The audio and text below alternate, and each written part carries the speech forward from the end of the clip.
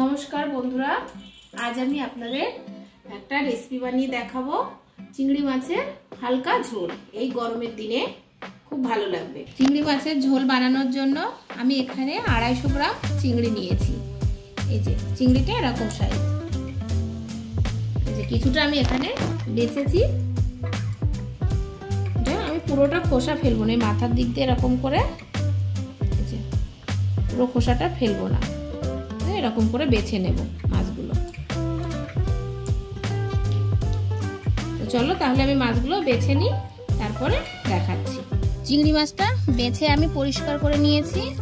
এবার আমি এর মধ্যে লবণ আর হলুদ মাখিয়ে নেব। এখানে আমি পরিমাণ মতন লবণ দিয়ে দিলাম আর 1 চামচ হলুদ। এবার এটা আমি মাখিয়ে নেব।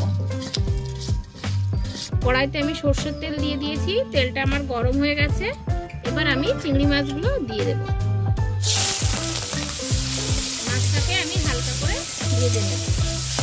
এই যে চিংড়ি মাছটা আমার ভাজা হয়ে গেছে, এটা বেশি ভাজবো না, হালকা করেই ভাজবো। এবার আমি এখানে 1 চামচ সর্ষে আর 4টে কাঁচা লঙ্কা একসঙ্গে বেটে নিয়েছি। এবার এটা আমি ওর মধ্যে দিয়ে দেব। তার আগে আমি এর মধ্যে একটু জল দিয়ে নেব। দিয়ে এই জলটা আমি এর ভিতরে দিয়ে দেবো। আর এখানে এই যে চিড়ে রাখা লঙ্কাগুলো দিয়ে দেব। দিয়ে এবার আমি এর মধ্যে 1 চামচ হলুদ আর স্বাদ মতন লবণ দিয়ে দিলাম।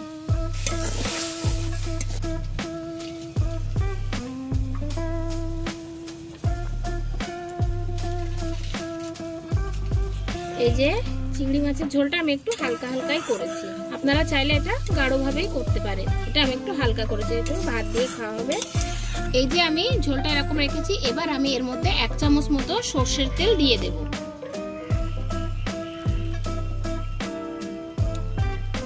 দিয়ে একটু ফুটিয়ে নিয়ে এটা আমি এবার নামিয়ে দেব। ঝোলটা আমার হয়ে গেছে।